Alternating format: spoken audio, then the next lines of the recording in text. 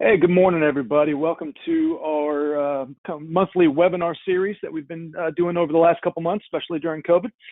This week, we're talking about, going to give a recap from .next that occurred last week virtually. It was an interesting conference. First time I've gotten to attend one virtually. So it was a learning experience for how I should attend conferences virtually in the future. My name is Mike Dent. I'm the Director of Data Center Architecture with eGroup. I lead the delivery team, where we focus pretty much predominantly on Nutanix these days, right? Anything that helps our data center customers really start to provision their environments seamlessly and simply is our goal. So the goal of today's 30 minutes, we're going to run through everything that the high level highlights from last week with .next. There's a lot of details out there. I suggest if you didn't get to attend, follow back up, and there's a lot of great content that's available out there. So let's go ahead and jump in. Again, this is going to kind of be a high-level breeze through. If we've got questions, we'll tackle those at the end. But at the same time, if you've got anything that kind of comes to mind during the course of the next 30 minutes, don't hesitate to either put it in as a question or give us a follow-up after this session. So let's go ahead and jump in. So, stealing some of the slides from Nutanix. I mean, right, they got great content here. Really, let's look at kind of what the Nutanix platform gives us from top to bottom, right? It's a lot about choice. It's a lot about freedom. It's a lot about simplicity. There's a lot of components that make up this platform that allow us to pick and choose how we're going to utilize and how we're going to deploy this for our environment. Whether we are just a traditional infrastructure company where we just need to spin up VMs, whether we're a development shop that needs really the capability to have finely tuned development environments, or whether I just need to have all of the above. The entire Nutanix platform provides that. So rather than kind of staying at this high level, let's look at what a couple key components that I think that really came out of .next that really helped drive some of the messaging that we've got coming from Nutanix. Over the next couple of slides, we'll tackle into this. So the key categories. First one I think is performance. What is Nutanix constantly doing to stay abreast of the performance needs that environments have, right? We're not talking about simple VMs anymore. We're talking about massive VMs, monster VMs, applications that demand and require just pristine performance, right?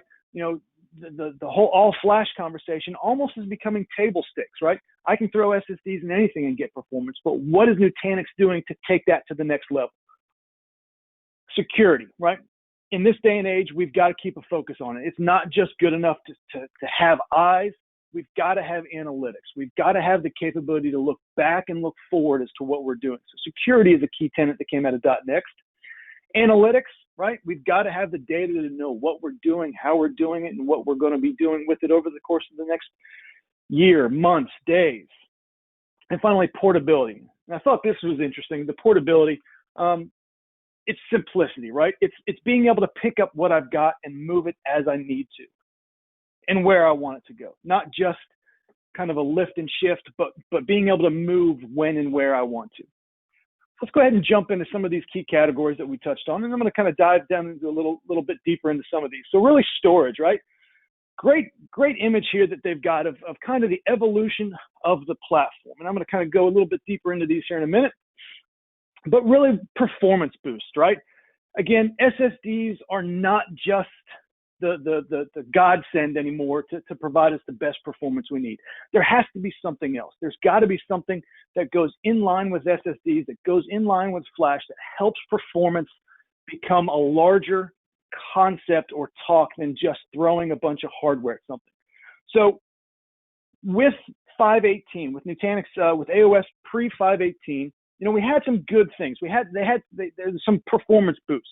We had AES coming in that basically took the concept of data locality to the metadata level, right? So instead of having a global metadata pool, we started to pull that back and went local with our metadata, just like our data. Provided up to 2 times better performance. Hey, we're getting somewhere now, right? Just by software, we threw no hardware at this. Just by software, we've got a better performance system, right? But that's not enough, right? That's only going to last us so long, right? So now we're starting to see the additional boosts based on NVMe and Intel's Optane capabilities, right? To really start to dynamically drive where our performance needs to go. So again, not just flash anymore, but not just software, right? We've got a hardware component to it. So what Nutanix has coming over the course of the next, evolution of software of AOS releases is going to be block store, right? And it's moving what's still happening in not just kernel space, but happening at the hardware layer up into that user space that Nutanix really drives all of their operations into. With block store, it's going to greatly simplify the kernel overhead and simplify the I/O back into user space and eliminate some of the latency that we've got, right? And so that's going to work across any media. That's going to be SSD, NVMe, hard drives, anything that we've got within our system. Block store is going to greatly help with that performance, right? And then we've got the Intel SPDK kit, which allows you to have direct access to the NVMe system, right? So we can now write and talk directly to NVMe. Again, eliminating some of the overhead that we've got sitting in the middle there, right? So we've been able to go from the pre-518 world, right, where you see Stargate, then we've got our system calls, then we get down to the hardware layer. We're now able to go directly from that controller VM directly into that NVMe, directly down into our storage subsystem, eliminating a lot of these extra calls. So what is that ultimately going to give us, right? With block store and SPDK, we're looking at about a 1.5 time increase in our IOPS, right? So again, hardware and software together providing us better performance and increase in capabilities, right? That matters across the board, right? It matters whether you're just a VM shop. It matters if you're a large Epic healthcare system. It matters if you're a SAP HANA shop, right? So new generation of AOS plus a new generation of media, right? So we're taking software and hardware, combining them together.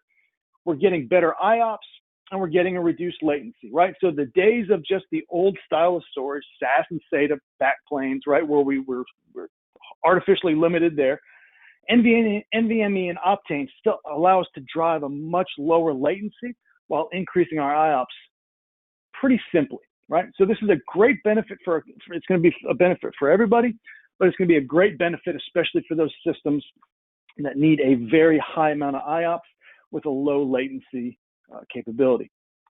Files and objects, right? One of my favorite features of the Nutanix cloud platform is files. You know, coming from kind of a storage background a little bit, right? Files and Windows file shares and NAS, and we had all these different capabilities and ways to do this, but there was never a good single source that I could find for an environment, right? Windows file shares were good until you hit some of the scalability. NAS was good until you lost some of the Windows kind of integrated capabilities. Well, with files, we've kind of got that right now. We've got a very robust platform and a very simple ecosystem to be able to manage our file shares that lives within our Nutanix platform. So we're getting all the benefits of with the previous slide, but we're now able to push this out to software. So a couple things that have kind of been a little bit of a headache for deploying of files and objects in multi-cluster environments has been the ability to need to do it as a one-off, right? Well, coming soon will be the ability to deploy files and objects anywhere to any cluster, whether that's a robo cluster, whether it's a cloud cluster, whether it's on-prem or any other site, directly through Prism Central. That also gives us lifecycle management through Prism Central as well of the files and objects cluster. So this allows us to basically take from different management points and having to manage files individually to now being able to manage files as an ecosystem that's deployed across our environment. Another great result that's coming out of this as well is a 60-second RPO support for files and objects, right? If I'm doing DR with files, I'm kind of hamstrung a little bit right now on how fast my RPO can be with a files solution and for being able to fail over and migrate to an alternate site, right? So now I'm going to have the ability to have a very low RPO, synchronize, replicate, and migrate down to 1 minute, right? That's going to be very good for a larger scale file system for file shares, things like that, and profile shares especially, right? Having a very low RPO. Another great feature that I think is very interesting is going to be the cold data management for files and objects, right? So today, we look at what the Nutanix platform provides is a hot tier, cold tier, right? And everything's kind of moving up and down. It's going to have the greater intelligence and greater analytics around what that hot and cold data looks like and being able to push data down into that cold tier for space optimization, leaving more on the hot tier that's needed, right? And being able to transparently move down to the cold tier or fetch it as needed. It's doing that today automatically, but now as we look to this future, with files, it's going to have a greater ability to keep things or push things down to the cold tier that we don't have today. Networking. This is a great, I think there's a lot of things on these next couple slides around networking that is really going to provide great advantages for folks today that we see elsewhere. You have this in the VMware and NSX world, some of these simple overlays. But with AHV coming in the near future, what we're going to have is that VPC capability, that virtual private cloud construct of a network, right? So a layer 2 overlay on a layer 3 connection, meaning I can have multiple sites, I can have multiple different subnets, but I can start to take that layer 2 concept and stretch that over multiple entities, right? So now instead of having to modify my physical network to start to make things look like the way I want them to be, multi-tenancy or isolation of networks, I don't have to touch my physical network anymore. Now from within Prism, I can now start to control my subnets, my IP ranges, how I route traffic back and forth. I can connect those and have them extended from a local environment to a DR environment without having to touch my physical network. We know that, if I need to stretch a network from one facility to another, right, you've got to involve your networking team, possibly a telco, to be able to stretch those VLANs. If I want to do that to the cloud, it's darn near impossible today to be able to extend a VLAN or a network from on-prem up into the cloud, right? Express route, VPNs, things like that don't help. So now I've got the ability to automatically stretch networks from one environment to another, all directly from within Prism, right? Single pane of glass, not only managing my VMs, now starting to manage my networking at another level I've not been able to do. This is also going to introduce the ability for ACLs, control lists, right? Service insertion from third-party platforms, say a Juniper or Palo Alto firewall appliance, right? I now have the ability to inject that into my AHV networking and start to manage the integration with that directly from within Prism. Again, great features there that this is really exciting. We've had flow, right? We've had the micro-segmentation. We've had our east-west firewall. Now we're starting to get a lot more capabilities from networking that's already built into the services we already have. So again, it allows us to basically take from our on-prem environment to a cloud environment to a DR environment the simplicity of grouping of VMs per network, right? Or what networks they can talk to, or what can talk east-west, right? So now I've got single click to be able to push my networks to another environment, to push it from on-prem to the cloud. So now I have the ability to manage across multi-clouds what my networking looks like without having to do anything at the network layer. Security, another very interesting, oh, missed the slide.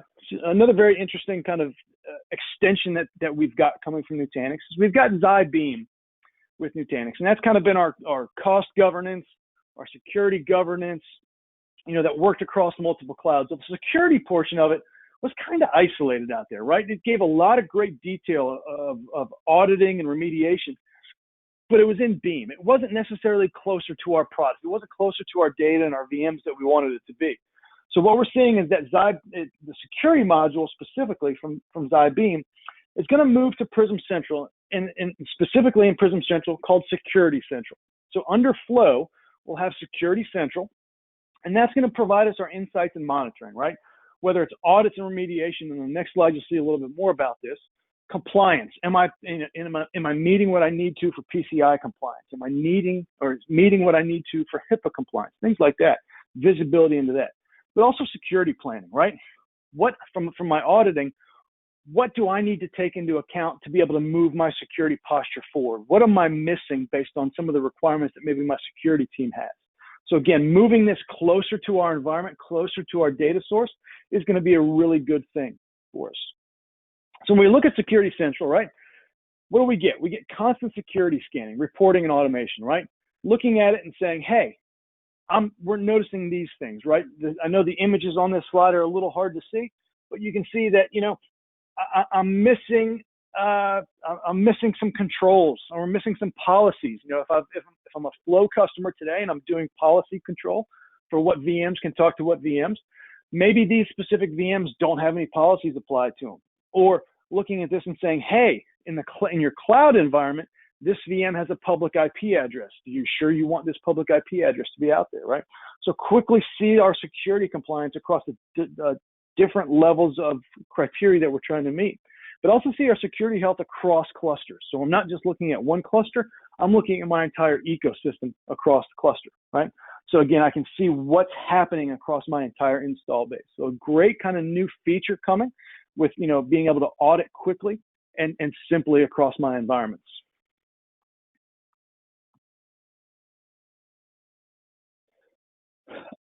Flow, I think, has been a product in evolution since it kind of started, right? It was good to start.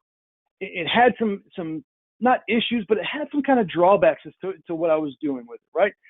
When I looked at some capabilities that getting into Flow, it didn't have the level of kind of not automation, but kind of visibility that I wanted to start with. When we deploy firewalls, we deploy a firewall kind of in monitoring mode, and we can track what traffic is happening and start to pull that back as we need the ability to put in, policies and ACLs and limits on traffic. Flow is kind of, we put it in and we had to know what we wanted to do with it, right? We had to kind of have an idea around what we wanted to be able to firewall east to west, north, south, things like that from the VM perspective. Well, now with Flow, we'll have the ability to do is security planning, right? To be able to choose the VMs I want to monitor and start to see what network traffic is being generated, where it's going, who it's talking to, what, the levels there. And then be able to put into place managing of groups and categories against those. So I have had the ability now to see what's happening, the planning side of this, but then go into the remediation side of being able to say, all right, here's what I see from the Flow side. These VMs are talking to each other. These VMs are interacting. Do we want this? Do we need to put in blockings or allowances and different categories? So again, a nice feature to add to Flow to provide that visibility into traffic from the beginning. Ransomware, a couple quick talks on ransomware. So what we see today, excuse me, we see this, on the backup side from some vendors. We're starting to Nutanix bringing this closer, more protection with the ransomware. So being able to detect specific known file types and block them, right? So on a Nutanix files deployment today, I've got file analytics, but if I see what's happening, but I lose some of the ability to immediately block. I lose some of my reaction time with being able to immediately handle an occurrence of something. So with ransomware protection now, we'll have the ability to detect those known file types, to detect something happening, but also add in the block capabilities, to also add in specific actions against it. Prevention. So we've got prevention and recovery here, right? Two kind of topics that go hand in hand, of course, but prevention, we've got immutable snapshots to eliminate data loss. Now my snapshots are fully immutable. No modifications to them once the snapshot's done. But at the same time, recovery, I now have the ability from a recovery perspective with Worm, which is write once, read many, the ability for data and backups to be restored quickly without having the fear of was my data modified at all once it was captured, right? Once my backup or the data that I've got was written to storage, how am I ensured that that data has never been modified or it's still protected? With the Worm capabilities on storage, we've now got that security to be able to ensure that once that data lands, it's not being modified at all. From the DevOps perspective, right?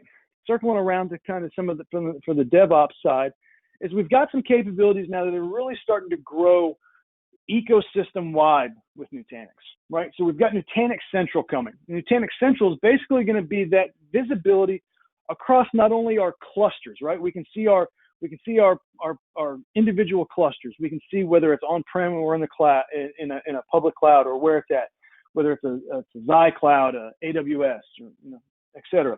We can now see what modules are deployed, right? So I can see the health and security of my files deployment. I can see the health and security of my frame deployments. I can see the health and security of mine, objects, anything like that I've got deployed across the board. I now have the ability to see this from a high level, right? Prism Central gives us some of that, right? But that's more at the cluster level. Now I can start to see from a different tiered aspect what my Prism clusters are, how my objects is, Carbon, and any other service insertions that I have through Flow over the course of my environment. So it's one-stop shop, being able to see everything and then being able to drill down into the respective categories. So that's one of the first platforms as a service that we'll cover is Nutanix Central. Second one is going to be Carbon. Sorry, my slides are caught up on me here. Carbon Platform as a Service, right? So Carbon Platform Services. It's multi-cloud services for a simplified operation. We do Carbon today. We do it at the cluster level. We deploy Carbon into our individual clusters, and we're doing that as a one-off, right? We deploy it in our prod cluster. We deploy Carbon again in our DR cluster, and so forth. Now what we've got is kind of that high-level control plane to be able to deploy Carbon to any of our clusters and managed at that level rather than managing them as one-offs. So I'll be the first to say I'm not a DevOps guy. Some of these things on this slide, I couldn't tell you what they do, but you know what? The thing that I take away from this is the ability to have multiple service options, multiple capabilities that instead of managing them as one-offs or managing them kind of through different tiered aspects, I've now got the ability from a simplified operation, one-click deployment, one-click management, regardless of what environment it's in. So if I'm deploying these things, if I'm a user of these things, I've now got that ability from a single entity or a single view to be able to manage this across the board. So I think for shops that are heavy in the DevOps side, that are heavy in this type of environment, having this sort of platform as a service is going to simplify those operations and keep them from having kind of siloed operations across the board.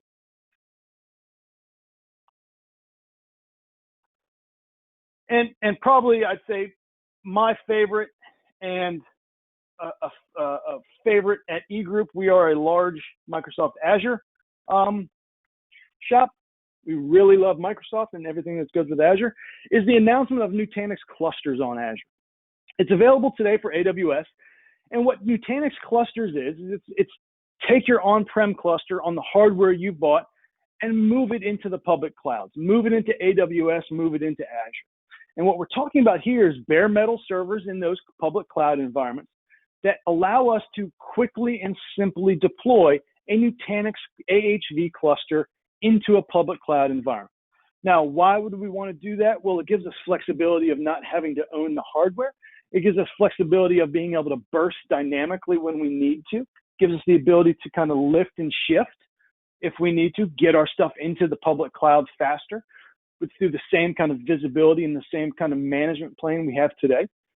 From a business continuity DR perspective, it allows me now to have native replication from the Nutanix level into a public cloud. So rather than having to use a third-party solution or figure out how I'm going to get my data into a public cloud from a resiliency perspective, I now have the ability to deploy a Nutanix cluster there and use Nutanix data protection or Xi Leap directly into that cluster environment. Also gives me the ability to integrate a little closer to some of my cloud native things, right? At eGroup, we don't have a footprint. We have nothing on-prem, right? We are entirely cloud-based. But for us, this is something that would be a great kind of win if we still needed to get things off-prem, right? Getting ourselves closer to the cloud. A couple of things about Nutanix clusters on Azure is one, you get to procure it from the marketplace, right? Just like you would procure a Windows VM and deploy that, as an infrastructure as a service for Azure, I can now single click from the marketplace and deploy a Nutanix cluster into Azure. And also simply, if I need to, increase the number of nodes I've got in that cluster from Prism, right? So again, simply deploying into Azure, extending my on-prem environment. It's not the same cluster, it is a separate cluster, but I've now got the ability to simply deploy another Nutanix cluster into Azure. What can I do with this, right? Why is this good? Is I can, if I need to do a test dev environment and I don't want to have, have those resources on-prem, I can fire up a Nutanix cluster in Azure or AWS and now have a simple environment that looks and feels just like it does on-prem. I can deploy Carbon, I can deploy files, I can deploy the things I need to into that environment that mimics my on-prem environment. When I'm done with it, I can trash it, I can destroy it, I can hibernate it, I can do whatever I need to save cost, but I still have the ability to quickly spin that back up. For those of you that are familiar with Azure Arc, which is kind of the Microsoft kind of idea of being able to manage multiple environments from a single pane of glass, whether that's Azure, physical, on-prem, hypervisors, things like that. There's integration with Azure Arc for single, I realized the image there cut off my word there, for single pane of glass management. But again, and one of the other features that a lot of people like is you can use your Azure credits. If you're an EA customer or CSP, you have the ability to use your existing Azure credits for deployment of this, right? License portability, we can take our licensing that we have for Nutanix clusters on-prem, we can bring that to the cloud as well. And the other thing that I think a lot of people will be interested in is that if you're doing this in Azure, if you're running a Nutanix cluster in Azure, you also get extended security updates for some of the Microsoft platforms, right? So Microsoft does that today with Windows 7 and some of the older SQL servers, but you get extended security updates for certain platforms when you're running this within Azure. Coming towards an end here, but workloads in Nutanix clusters on Azure will be able to apply. I said this again. If you've got Azure hybrid benefits, you'll be able to utilize those as well as your extended security updates. Deploy and manage Azure Nutanix ready nodes from Nutanix management. So if I've got Prism, right, and I'm not having to go back to the marketplace, say I need to add a node, I need to go from 3 to 4, 4 to 5, or so, what have you. I don't have to go back and deploy another cluster or do anything. From within Prism, I can say, boop, I need one more node, and that will automatically deploy into Azure and expand my cluster in Azure from 3 to 4 or whatever number I need.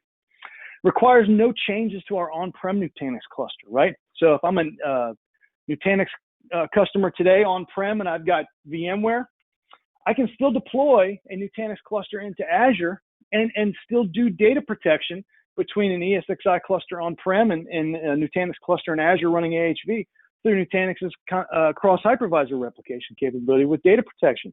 I can replicate from ESXi to AHV, and I have a DR environment now in Azure. Same thing I would do today if I had a DR environment on-prem. A lot of times, if the customer is ESXi for primary, I push AHV for DR. It's simple, it's low cost from a licensing perspective, and I can still do data protection from ESXi over to my DR environment. So this mimics that into the cloud. So a quick 2020 recap from .next, right? Run better. We've got performance boosts, a lot of features and functionality coming to virtual networking and files and objects. Run faster, build and deploy faster, right? This is not just for the DevOps shops. This is for customers that are bringing up multiple sites, that are doing lifts and shifts, or doing anything that requires a lot of kind of legacy handholding, right? We're able to build faster, build and deploy faster is a key. Simplicity, speed, and certainty. Multi-cloud PaaS, so multi-cloud platform as a service. I didn't really touch on this one, but Calm as a service. So if I'm a Calm customer today, I have Calm as a service. I've also got ESXi capabilities today, Era and Carbon, kind of multi-deployed, and run anywhere, right? .next last year, I think 2019, there was a freedom of choice, freedom of where I run, freedom of hypervisor, freedom of all these things, right? That concept still holds true, and I think it's still a very, very true tenet to Nutanix is that freedom, right? Freedom of choice of location, right? Not just the hypervisor, but where am I going to run my workloads? Whether that's on-prem in one of my own physical facilities, whether that's a colo, whether that's a cloud cluster, run it anywhere.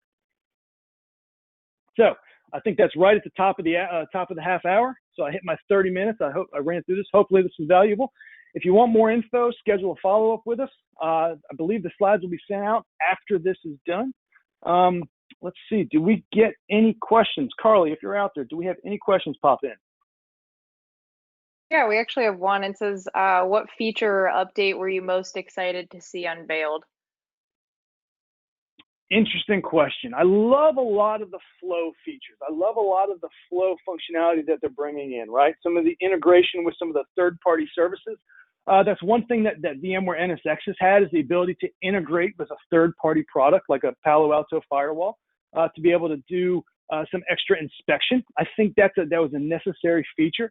I have to say, I think clusters on Azure, not only because, we had clusters on AWS, which is a really nice feature to be able to extend to AWS, but the fact that Nutanix continues to see the value in multiple public clouds, right? So they've got Xi, they've got the Xi platform for Frame and Leap and some of the other capabilities, but they see the value in not, again, keeping that not limiting where a customer can run their workloads.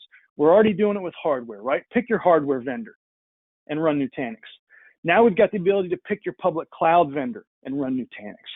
And while the software or the functionality of it, I think is great, it mimics our on-prem capabilities, I still think that the fact that they're looking at public clouds, they're acknowledging that public clouds are here to stay, and how can they better integrate with them? How can they better work closely with public clouds? I think speaks to Nutanix's vision around that freedom, around the choice, about giving the customer the ability to do what they want and where they want without getting in the way. You get all the features and functionality regardless of where you want to use it. And I think, to me, while that, from a technology standpoint, it's great to see. I think from a vision and a company standpoint, that's what I was most excited about, was seeing them still understanding that the customer has to come first. And rather than saying, here's all our great features, but guess what? If you're going to do them, you got to do them in our hypervisor. You got to do them on our hardware. You got to do them on in your own environment. They're making it work wherever the customer wants to go. They're meeting the customer where they're at, rather than having to bring customers to them. To me, I think that, again, speaks highly of where Nutanix is as a company and a vision from a technology perspective, keeping that focus on the customers. But again, technology-wise, I love Flow. Files, as simple as it is, file sharing, I think it brings a lot of value to customers. In fact, every Nutanix deployment I do, every time I do one, I deploy files, right? Every customer gets 1 terabyte free. Why not spin it up, see what it does for you? So again, some of those features and functionalities I think are great, but to me, .next this year was more around the vision of the company moving forward with customers and helping them get to where they need to be. Great, thanks, Mike. Yeah, it looks like that was the only question that we have so far today, but if anybody has additional questions, like Mike said, please feel free to reach out to the eGroup team. We'd be happy to set aside some one-on-one time to discuss how Nutanix can benefit your organization. So thanks again for joining us today, everyone.